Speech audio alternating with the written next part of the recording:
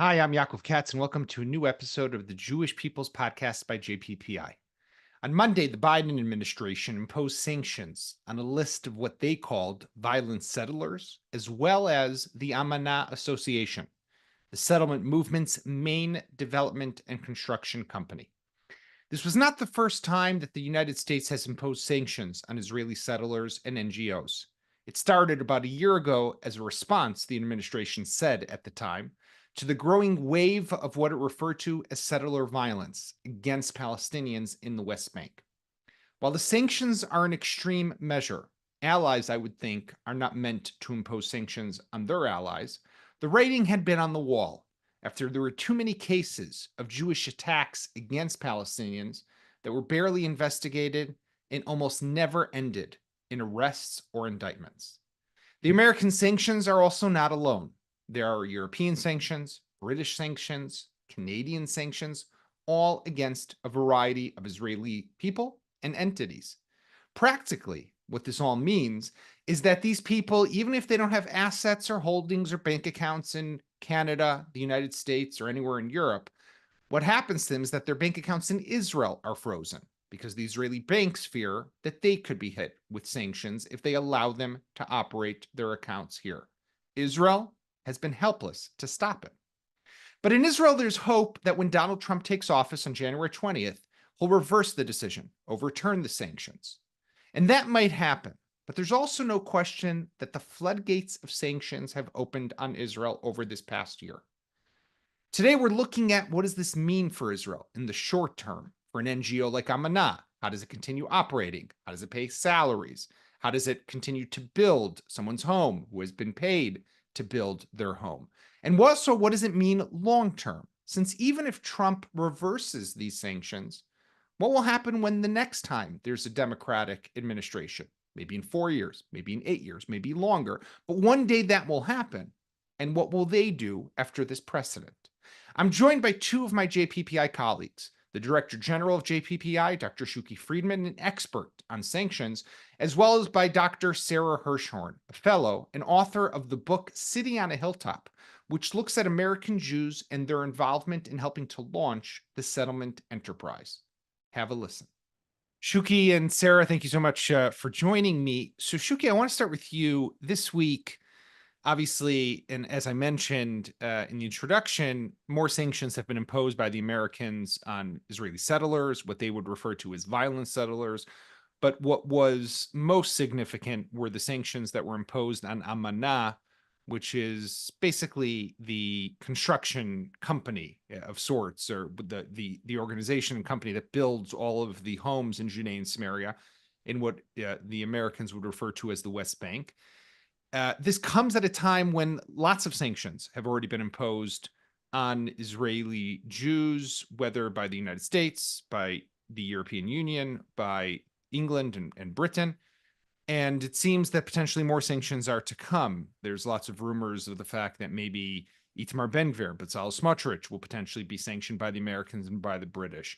We saw that the former foreign secretary and before that prime minister, David Cameron, said that when he was the foreign secretary in the last British government, he wanted to do it, but that the prime minister stopped him. So first, just give us, if you can, what is the significance of maybe these specific sanctions against Amana? But I'd really even want to start more broadly speaking. Why are there sanctions now against Israelis? This is a new phenomenon to some extent that we've seen at a time that Israel's at war and fighting for survival. We're also getting sanctioned by our allies.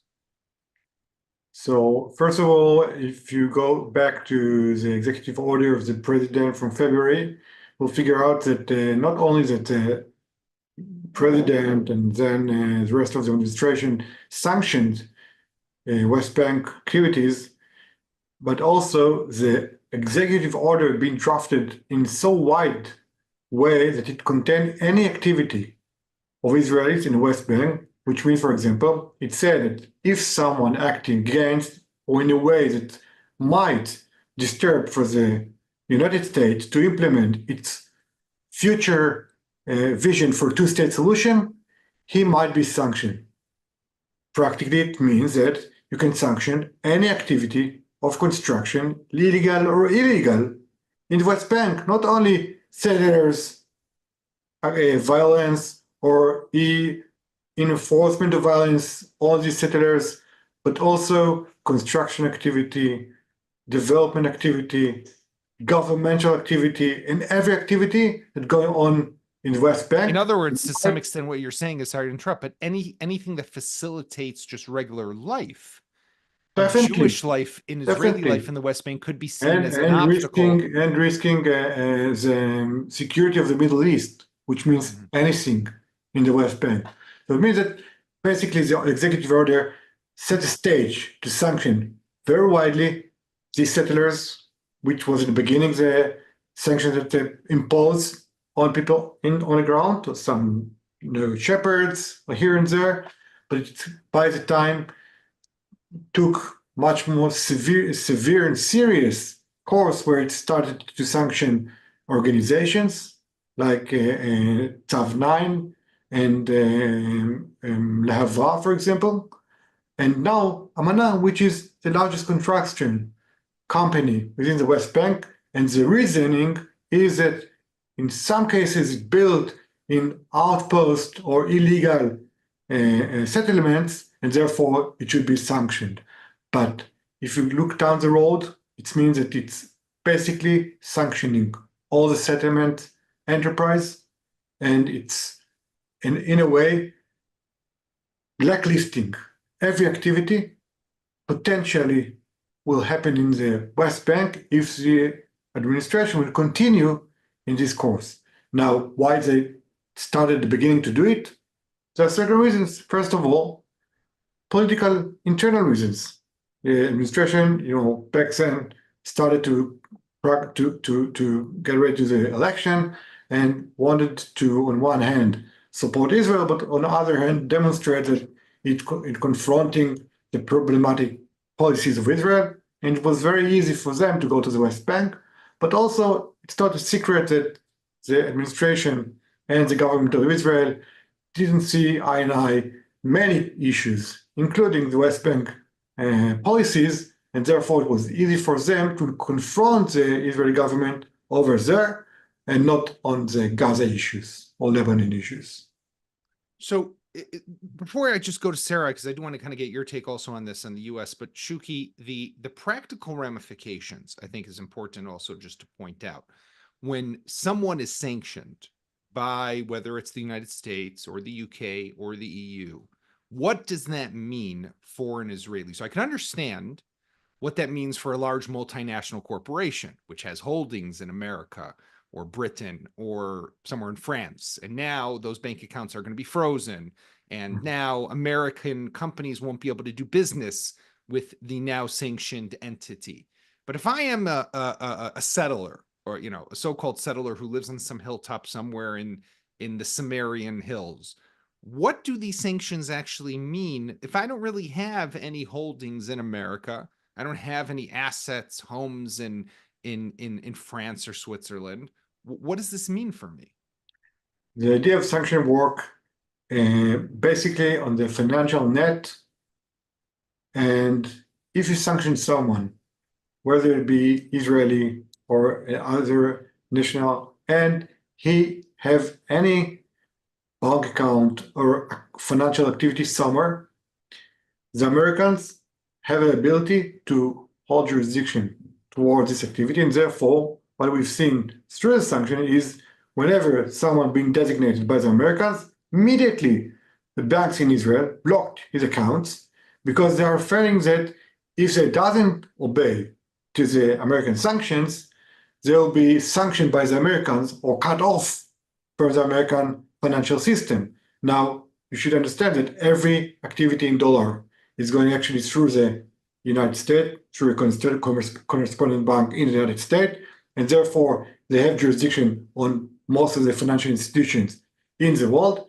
And that is true for Europe as well. If SWIFT, for example, goes through Europe. So if Europe sanctions someone or the UK sanctions someone, financial institutions within the UK will be very hazard not to be engaged in any activity, not with this person, of course, but also with financial institutions that have engagement with someone being sanctioned. Therefore, basically, it threatened him, it threatened the financial institutions in Israel, and it's blacklist every financial activity that comes from the West Bank. Furthermore, FinCEN, which is a financial enforcement agency in the United States, after the sanction back in February, since then, issue a warrant or an hazard letter to the financial system, which means to the rest of the world. Be careful. Every transaction that's coming from the West Bank is suspicious. Right. Hold it, clarify that it not come from sanctioned entity, and then let it go. But it means that if you living in the West Bank or want to do international trade and your entity registered somewhere in the West Bank, in a way you will be blocked or incapable of doing regular business. So, Sarah, you've had some experience working and doing work also on the West Bank. You have your book, City on a Hilltop, is kind of focused on American Jews and their contribution to the Israeli settler movement. But I want to talk kind of about why is this happening right now? You know, President Joe Biden has lost the election. Well, I rephrase. He did not run to lose the election, but Kamala Harris, his vice president, lost the election. Donald Trump is now set to enter the White House in exactly 2 months minus 1 day. What is the purpose of this? What does this achieve? And let's also just remember, to some extent, I mean, sanctions against a group of settlers and against a group of NGOs that, let's say, encourage settlement growth or facilitate settlement growth is not what's going to get the state of Israel, the government of Israel, to change its policies and suddenly embrace a two-state solution. Why is Biden doing this now? Well, I think it's kind of interesting that these announcements in the last couple of days have come on the backs of some other important resolutions in the United Nations and also for the U.S. Congress, where actually the Democratic Party and Biden's government have taken, a strong view towards the defense of Israel, whether that be vetoing a proposal in the United Nations that didn't include language involving hostage release as part of an ongoing ceasefire in Gaza, or this recent bill that has been proposed by Senator Bernie Sanders and the so-called Squad about conditioning certain kinds of offensive weaponry towards Israel. And the mainstream Democratic Party has come out very clearly against this. So it seems that the West Bank is an area where Biden feels free, feels to have a freer hand to impose the ongoing U.S. vision of a two-state solution. And I think also to differentiate between the kind of existential questions that have arisen this year, kind of the 1948 dilemmas, we might say, about the war with Gaza or the war with Lebanon, fight for Israel's existence, versus an ongoing approach to the two-state solution, which focuses more on post-1967 Israel and the settlement expansion and settler terrorism. As Professor Friedman mentioned, it also is an expression of the general frustration the Biden administration has had with the Netanyahu coalition, including the empowerment of the Israeli ultranationalist movement through the construction of this government. And I think the Biden administration sees this as an opportunity to, without taking maybe the most extreme steps of, sanctioning cabinet ministers themselves, Bezalel Smotrich or Itamar Ben-Gvir, but to, lay a firm hand on the settlement issue and the continuing, I think, even if, increasingly difficult to implement vision of a two-state solution that the Biden administration has is the ideal solution to the Israel-Palestine conflict. The question for me, though, about this move from sanctioning individuals to sanctioning, what is basically Israel's largest construction corporation in the West Bank, is what does this mean for the Israeli banking system? It was one thing for, let's say, Bank Leumi to comply in shutting down the account of, a few rogue actors, but when it involves major assets that are working in partnership with the state of Israel and, large numbers of individuals and, business associates who are all working within this network, it may become harder for the Israeli banking system to first, be able to comply with this, but second, be willing to comply with this, especially because, it involves all kinds of assets of the state of Israel. and then what is going to happen, because Yeah. this, as already been mentioned, this is largely concerns the entirety of the Israeli financial sector, and then you're really creating a very significant challenge in international politics. So, Shuki, when we look at these specific sanctions, basically these are financial sanctions, right? And as you kind of described, are meant to freeze any financial activity that I, a sanctioned individual or entity, am able to, let's say, participate in. And what the banks here do is they freeze the accounts, like you said, because they're afraid themselves that they'll get hit with sanctions if they do something. So, what solution is there potentially? Like, what happens to Amana now that it cannot? And I don't know what the extent is, but they can't pay salaries, I'm guessing, to their employees, and I'm guessing there's probably a nice chunk of employees who they have. What happens to mortgages, loans, houses that are under construction? Can an Israeli continue to buy from them? I'm guessing American citizens definitely can't, and British nationals definitely can't. So if you're a dual citizen who's in the process of paying off Amana for finishing up installments to pay for a home that they might be building for you somewhere in Gush Etzion or Ariel or whatever, I don't know where they built. I mean, where, like, how does this end, or where does it even begin? So first of all, I think and also have some background in supporting cases like this, and that they're basically for some time will be devastated and wouldn't be able to run off the regular activity as you mentioned, and basically banks would not let them use their accounts and have the daily payments and get payments from their tenants and so forth. But I think their hope is that first of all the government of Israel will intervene and support them intermediate so they be able to compensate the mortgages and payments they should get and everything they're obliged to pay and to get through this term, and looking forward to the Trump administration that will actually reverse all these sanctions, reverse its executive order and cancel it in first day in post. So for that, they might have a solution. But I think the question is what Israel should do, not against this sanction, but against this snowball going down the road and is threatening the settlement enterprise, it's threatening the people that live there. And it's not just the US, it's the UK, it's France and other countries as well. And even though the Trump administration will cancel the executive order and will cancel all these sanctions that Biden imposed on settlers and Amana and other organizations, it's going to down the road to roll and to continue in other regions in the world. And other administration might reimpose these sanctions. Therefore, Trump is only going to be here for 4 years. I don't exactly, know what happens therefore afterwards. we have to look for the long run. And Exactly. we have to realize that if we don't move actively to any solution, maybe together with Trump, it might be an opportunity to do it. We will meet these sanctions from the US and more severe sanctions from the US and other countries as well on West Bank activity. And these sanctions have price for Israel itself, not only to the West Bank, but also for us, every Israeli, because to the extent you start to sanction country and you sanction entities within the country, it's kind of coloring in black all its activities.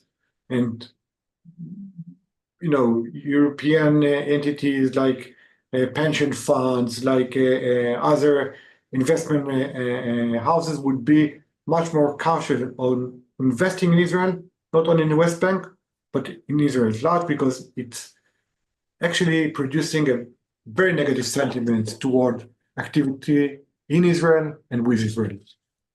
I mean, I'm just thinking as you're saying this, that what would happen if, for example, the US or the UK or somebody were actually to sanction an Israeli bank. They could say, oh, you have branches in the West Bank, so you're also facilitating. Then a whole bank where I might have an account, you might have an account, is suddenly sanctioned, and our money we won't be able to access, right? I mean, it's really, when you think about it, what the Biden administration did to a large extent, Sarah, is it opened the floodgates for this to happen. And if I'm the Europeans, right, who are always going to lean more liberal, at least, in the EU to an extent. And if I'm Britain, we're now England, where you have the Labour Party, which is now in control, and Keir Starmer, I'm going to always be a little more to the left to some extent than the US government, especially now with Trump coming in. I see that the Americans have let this happen. I could have a field day with this, right? I mean, when we look at Europe and we look at the UK, we look at what could come down in the future, it could be much worse.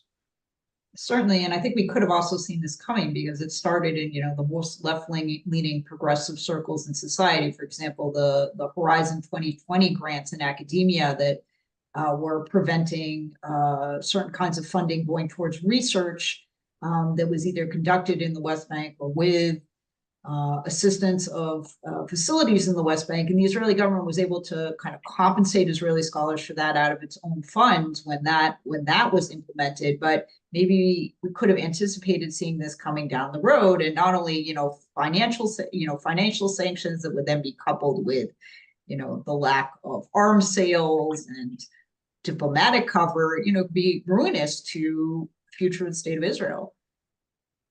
So, Shuki, there are laws that have been proposed by some members of Knesset. There was one that was brought to the Ministerial Committee for Legislation by a member of Itamar Ben-Gvir's party, Limor Son Har-Melech, a law that basically would force the banks to explain, if I understand correctly, what in the activity that they're asking, that whoever the sanctioned individuals is asking to do, is why it violates whatever foreign sanctions have been imposed. I mean, important for this conversation just to point out, Israel has not imposed sanctions on its people. These are foreign sanctions. So Israel has not applied the sanctions itself.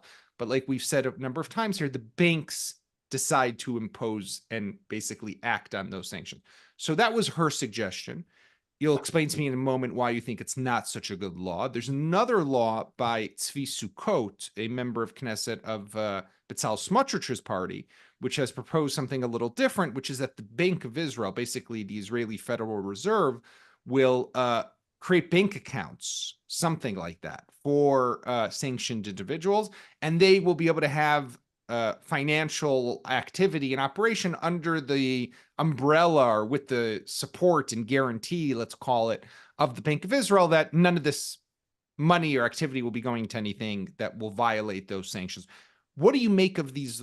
So far, and just one last thing, the Limor Son Har-Melech law basically was at the committee of ministers, whether it's going to be brought to the Knesset, not be brought to the Knesset, and they've decided under the request of the prime minister to hold off until the end of January. Basically, wink, wink, Donald Trump will save Israel, and then we won't even need this law. So what do you make of these two options? First of all, it's a true obstacle and challenge for the state of Israel because the sanction being imposed by foreign states against the policy of the state of Israel or current government, and therefore these citizens, these people being sanctioned, of course, the Amana and other organizations, looking forward to the government and ask for a solution, which is basically a legitimate request from the government to protect them from a foreign powers imposing the sanction. But the problem is that according to the US laws and other laws sanctioning these people, and you can see it in the executive order as well, any support, assistance, or a cooperation with these people to bypass sanctions is also illegitimate and illegal in the perspective of the US law, and therefore might be sanctioned as well. So if you force the banks by law basically to bypass the US sanctions or to ignore the US sanctions, you're risking not only this settler or peasant being imposed by the US, but also the banks and all our account in these bonds, because if someone in the US decide either to sanction the banks or to cut them from the US system, for example, from their correspondent bank in the US, they would be able to work in dollar. So it's true that Israel should give them some solution, but the solution doesn't go through forcing bypassing sanction or assisting bypassing sanction, but maybe in another way, which basically the government itself supports them through its means, not through the banking system, either the Bank of Israel or other commercial system. Let's talk for a moment about the politics behind this, because I think, it's important to point out sanctions at the end of the day, and we kind of just mentioned this before, and Shuki, you said this earlier, it's not what's going to get Israel to change its policy. It's basically, we support Israel in the war. We got to pay lip service to our progressive flank.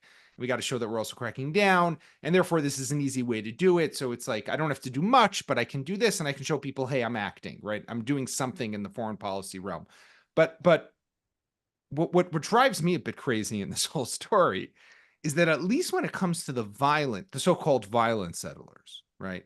Why, Sarah, do you think the Israeli government, the police, the army are not doing more to crack down on this phenomenon? I mean, we've seen cases and instances of 100, dozens at least, of Jews, right, who have rampaged through Palestinian villages, setting some of them on fire, cars, homes, beating up people. There are instances of Palestinians who have been killed over the last couple of years in the West Bank without people being arrested or investigated. Sometimes these happen and these, different clashes take place within the Palestinian villages. Nobody's arrested. Nobody's detained.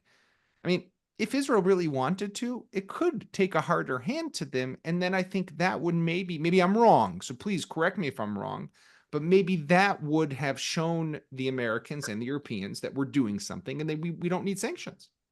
Yeah, I mean, I think the problem with settler terrorism essentially could be shut down overnight. And it's a shame on the state of Israel that something like less than 2% of cases are brought to justice, which just shows a level of impunity, from the top down with the Israeli police, with the border control, the army, the government, courts, to essentially tolerate this kind of behavior, partially because of the coalitional instability that prosecuting settler terrorists will obviously inflame the ultranationalist elements of the coalition and could cause Netanyahu's government to collapse. But I think also just a general, lack of sensitivity or tolerance of this kind of behavior, perhaps as some kind of